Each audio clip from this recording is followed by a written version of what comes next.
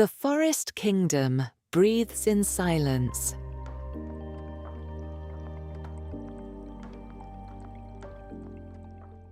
Chapter 9. The Hour. When the moss remembers light. Sleep did not come immediately, and Lira did not expect it to. She lay on the stone platform with the woven fabric over her and looked at the recessed ceiling close, low, the stone dark, and listened to the valley do what the valley did in the hours when the people in it were supposed to be resting. The water continued. It would always continue. She understood that now as a fact about this place, rather than an observation about this particular evening.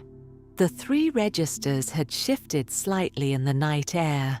The lowest resonance was fuller, closer, as if the valley's enclosed acoustics were doing something different in the absence of other sounds to organize around. The mid-register had softened. The high, bright thread from the northernmost source was the only one unchanged, clear and consistent as a fixed point. From the ledges, the collective sound of the quiet kin had quieted, but not entirely ceased. Occasionally, a sound reached her, a small percussion, a low voice sound, the movement of someone crossing from one point to another with patient steps. Not sleep yet, or not sleep as she understood it, more a continuation of the evening's industry at a reduced volume. The way a fire reduced to coals still produced warmth and light without the drama of its earlier burning. Cael was awake. She could tell without looking. He had a particular quality of stillness when he slept that was entirely different from the quality of stillness he maintained when awake and thinking. Asleep, his breathing deepened, and his body gave itself to the platform with a completeness that waking never quite achieved. Awake and still, he held himself with a residual deliberateness, a fraction of attention kept for the world outside his own thoughts. The way a person kept one hand on the wall in an unfamiliar dark. He was awake and thinking and looking at the valley through the recess entrance. She turned her head and looked with him. The moss light had changed. It had been building all evening. She had registered it intellectually, had noted the increasing luminescence as the canopy light withdrew, had filed it as a phenomenon of the valley's particular biology. But she had been inside the map room, inside the recess, managing the logistics of the day's understanding, when the change had completed itself. Now, lying still and looking outward, without the task of going anywhere or learning anything, she saw what the valley looked like at its fullest. It was not dramatic. That was the first thing. It was not the spectacle of light, as she knew light, not the brightness that announced itself, that made the dark around it feel like deprivation. It was the opposite of that. It was a light that made the dark feel inhabited, present rather than absent, as if the dark were not the background against which the light occurred, but the condition the light was native to, the element it had evolved for, the environment in which it made the most complete sense. The cliff faces on both sides of the valley were producing it. The moss grew in its own patterns across the stone, following moisture and shade and the history of wherever it had found purchase, and so the light came from those patterns, articulating the cliff face's surfaces in ways the daylight had obscured. She could see, in the luminescence, the lines of the stone's natural fracturing, horizontal in the limestone beds, vertical where pressure had cracked them over long geological time, and over and through those lines, the moss's own pattern, organic, following water seeps and temperature gradients and the logic of its own spreading growth. The two grids, geological and biological, overlaid, produced a surface that looked like something written in two languages simultaneously, each legible on its own terms, together producing something more complex than either. The water below was the brightest thing in the valley. She had understood this was because the channel's pale stone bottom reflected the moss light upward through the water column, doubling it. But understanding the mechanism did not diminish the effect. The channel ran like a seam of luminescence through the valley floor, unhurried and continuous, catching the light from both cliff faces and returning it in the direction of the sky. Above the valley, the canopy was dark. Below it, this. The elder trees were the moss light's most unexpected surface, their bark deeply furrowed, vertical, holding moisture in its channels, grew its own small colonies of bioluminescent organisms. She could see that now, in the night's evidence. Not the same moss as the cliff face, something smaller and more particular, occupying only the deepest grooves of the bark where conditions were specific enough for them. They produced a fainter light than the cliff face moss, more blue-white than the cliff face's slightly warmer tone, and it illuminated the trees from within their own texture. In the dark, the elder trees looked like they were made of something other than wood, something that had been collecting light for longer than trees usually did, and was only now showing what it had kept. She was aware, looking at this, that she was looking at something no one outside this valley had seen for 600 years. Not this specific combination of moss light and water reflection and elder bark, and the particular hour of deep night in which they were all fully present together. Not this view, from this position, looking outward from the dry shelter of the prepared recess at the valley Elarwyn displayed only for itself. She thought, 14 people before us lay here and saw this. She thought, I am the 15th. It was a strange thing to feel, being 15th. Neither ordinary nor extraordinary. A position in a sequence. The current holder of something that had been passed carefully, without ceremony, through 14 pairs of hands. She thought of the tools on the shelf in the map room, the wear on them, the specificity of their calluses, shaped to the same motions repeated across decades.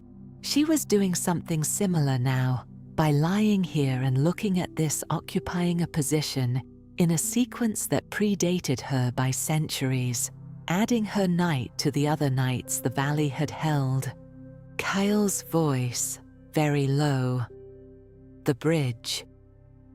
She looked where he was indicating. The near bridge, crossing the channel 40 feet from the recess entrance, was catching the light from both cliff faces at once. The angle of its arch opening upward toward both walls, collecting their luminescence and holding it in the curved stone. The inside of the arch was the brightest point in the valley that she could see from here. Brighter than the channel, brighter than the cliff face moss directly. The stone of the arch itself, had she realized, been cut to an angle that maximized this effect.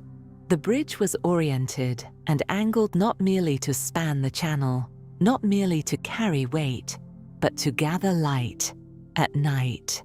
At this specific hour when the moss was at its fullest. It had been designed for this.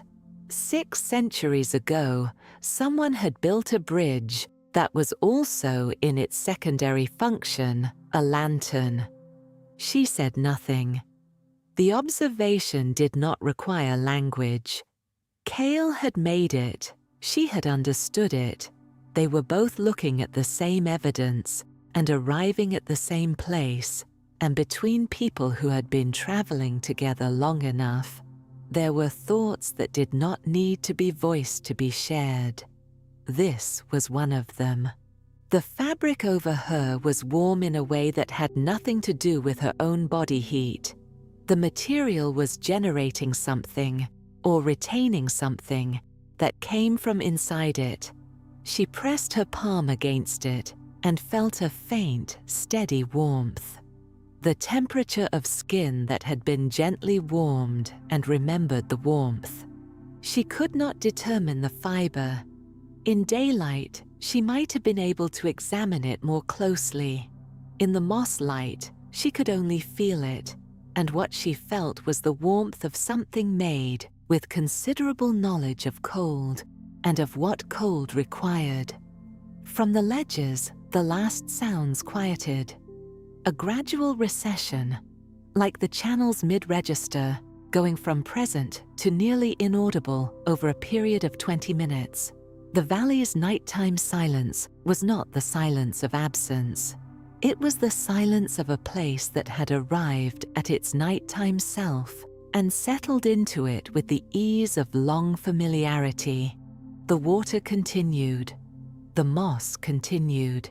In the west, somewhere in the unvisited section of the valley, something moved through undergrowth with a sound like a careful exhalation. An animal, small, going about its night. Then nothing. She was thinking about the cartographer. She had been thinking about them all day, in the way you thought about someone whose letter you had been carrying without knowing it, a gradually accumulating awareness, building from document to person, from ink marks on treated paper to the human being who had made them. She had, across the day, arrived at certain things she could say about them with confidence. They had lived here long enough to know it from the inside. They had been skilled enough to render that knowledge in two distinct cartographic vocabularies. They had made a decision at some point to send the map out, a decision that required either leaving the valley themselves or trusting it to someone who was leaving, and that trust was itself a kind of knowledge about the world outside, an understanding that the outside world contained people capable of reading what they had made. They had believed, in other words, in the possibility of the right reader. She found this specific word. She searched for it, tender, not naively so. It was not the belief of someone who had no experience of the world's indifference. The translation overlay on the map showed too much sophistication, too clear an understanding of how the outside world organized its knowledge and filed its documents. The cartographer had known very well that most people who encountered the map would not read it correctly, had known that it might be misread, lost, destroyed, archived and forgotten, had made it anyway, with the careful minimum that might survive those things, in the hope that eventually someone would find it who would not do those things. 600 years was a long time to extend that kind of faith. She thought, they were more patient than I will ever be. And then, perhaps patience is different when you have decided what you are doing and are simply doing it. Perhaps the difficulty of patience is only in the waiting. And they were not waiting. They were tending the channels, copying the maps, maintaining the bridges, living the ordinary life of the valley, as if the ordinary life of the valley was the entire point, which of course it was. Cael shifted on his platform. She heard him reach for his journal, the pressed leaf one, and open it in the dark. She heard him not write anything, just hold it open. The sound of paper under hands in a quiet room. I used to think, he said very quietly, the kind of quiet that was not attempting to avoid waking anyone, but was simply calibrated to the room. that the interest in places were the ones that had done something, built something, or fought over something, or changed something. She waited. "I've changed my mind," he said. She looked at the ceiling of the recess. The stone was very close 3 feet, perhaps less, dry and dark, without luminescence, which made it the darkest point she could see in the valley. Dark not as void, but as contrast, the one surface in the valley that had not been colonized by anything that remembered light. "What changed it?" she said. She knew largely what had changed it, but she wanted to hear him account for it. He was quiet for the length of time it took to think about something he had not yet assembled into words. "The channels," he said, "not because they're impressive, because they're not." He paused. "They're maintenance, just maintenance every day for 600 years. And the valley is this. The valley is this because of that, not because of anything dramatic, because somebody got up every day and did the ordinary thing and kept doing it."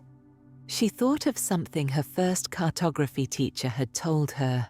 A small, precise woman who smelled of tea and had very clear opinions about the difference between accuracy and truth. She had said, "The map that shows you where everything is gives you information. The map that shows you how to move gives you knowledge. The map that shows you why to move gives you something else." She had never completed the sentence. Lira had been 23 and had thought it was rhetorical, a gesture at profundity. She was 34 now and understood that it was incomplete because her teacher had not yet determined the right word for the third thing. She thought she might have found it today. She thought it was something close to belonging. Not the belonging of a place you were born to or a place you had claimed. The belonging of a place that had, across a very long time, been made with enough care and enough continuity that it generated its own gravity. A place that pulled not through force or through absence of alternatives, but through the quality of what it had been built to be. You felt it the way you felt a current in water, an invitation reiterated continuously without urgency. She was, she realized, not thinking about leaving. The thought arrived without distress. It was not a decision or a problem, just an observation made in the same even register as the observation that the bridge had been designed to gather light, or that the moss grew in the grooves of the stone, or that the water ran a lateral course because someone had cut it a path. An accurate description of her current state. She was not thinking about leaving. She was entirely in this place, this moment, this particular intersection of mosslight and stone, and the smell of old limestone, and the warmth of the woven fabric, and the low continuous voice of the water. She would leave tomorrow, or the day after. She knew that. She would go back to the world of archives and catalogues and estate collections, and the patient technical work of understanding places through their documents. She would carry the map. She would think very carefully about what, if anything, should be written about what she had found, and for whom, and in what form whether to tell was itself a question that deserved the same quality of attention the cartographer had given to the question of how to invite. You did not undo 6 centuries of chosen quiet by accident. You were careful, or you were not, and the consequences of not being careful were not yours to bear. But that was the day after tomorrow's consideration. Tonight, she was the 15th. From the channel, the water made a sound she had not heard before. Not a new sound, exactly more the same 3 sounds heard from a new position, her body now lower than they had been all day, lying rather than standing, the acoustics reaching her ears at a different angle. The lowest register from this position was felt more than heard a vibration in the stone platform that entered her through the back of her skull and the length of her spine and the weight of her heels. The mid-register was most audible, its clarity increased by the night's silence. The high, bright thread was there at the top of the chord, unchanged, the element of the valley that apparently did not modulate for time of day or position of listener. She heard it as a chord now, distinctly, 3 notes in a specific relationship, the kind of coherence that emerged from geological and hydrological processes over long periods, shaped then by the channel cuts into something more deliberate. The valley breathing, in the way Cael had described it this evening, the kingdom that breathed. The moss light was very slightly dimmer than its peak. She did not think it would diminish before morning, but having passed its apex and found its level, the sustainable luminescence it would maintain through the dark hours. The cliff faces held it steady. The channel ran it steady below. The bridge arch held its gathered brightness. Cael's breathing had changed. He was asleep finally, the completeness of it arriving without announcement, the deliberateness gone out of his stillness and replaced by the other kind. She listened to it for a moment. Even, slow, the breathing of someone whose body had decided the day was finished and had taken the decision away from the mind. She looked at the ceiling of the recess. She looked at the valley beyond the entrance. She looked at the channel's lighted line and the bridge's gathered brightness and the elder trees with their internally illuminated bark, showing what they had kept. She pressed her palm flat on the stone platform. Cold, old, worn at the center to the softness of long use. She thought, I am adding my night to the record of this stone. Tomorrow it will hold the warmth of my sleep the way it holds everyone's, with the same impartiality, the same retention. It will not know my name. It will know my weight and my temperature, briefly, and then the knowing will settle into the stone's deep history and become part of the general warmth of everyone who had rested here. Undifferentiated, continuous. The stones remember everyone, including her, including Cael, including the 14 before them, and whoever came after, the 16th, the 23rd, however many the valley's patience could accommodate across the remaining centuries of its particular life. She was still thinking when sleep came for her, gently and without announcement, in the way sleep came in places that had been designed over a very long time to hold people safely in the dark. The valley breathed around her. The moss held its light. The water ran its 3 notes through the stone, as it had run them the night before, and the night before that, and every night for 600 years, in the patient and uninterrupted language of a place that had decided what it was and had kept being it. And outside, past the channel and the bridges and the elder trees, the kingdom that had not fallen continued its long, unhurried, luminescent night.